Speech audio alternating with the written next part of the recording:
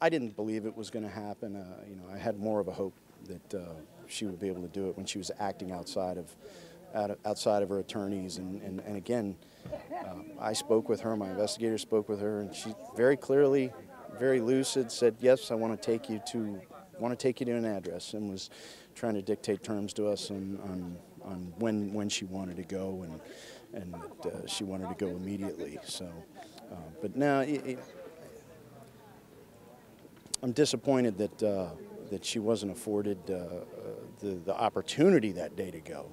But I certainly understand the judge's decision, and he's got a great deal of wisdom, and he's been on the bench for a long time, so I definitely respect that. The Catherine Hoggle that you saw in that courtroom, was she the same Catherine Hoggle that you interviewed? He Nope. said that in what way was she different? When we have spoken with her every time, she's very lucid. She knows exactly who's around her. I had 10 minutes of interaction with her when she was originally arrested. She knew exactly who I was when I came to see her at her request. That was one of the first things that I asked, to see, you know, how lucid she was, and she remembered me instantly. So, and she also remembers the investigators by name, and she makes requests of certain investigators by name. Completely different person in the courtroom. How do you feel about David Felsen is pinning a dismissal of these charges on actions by people within your department? How do you feel about his attempt to do that? He has to do his job. We run into this all the time with all kinds of cases that there are areas that defense attorneys don't like us acting. What I will say is I don't like the term outrageous because it's not really that outrageous. We have 2 children out there that their client claims to be alive, and we're trying to locate them.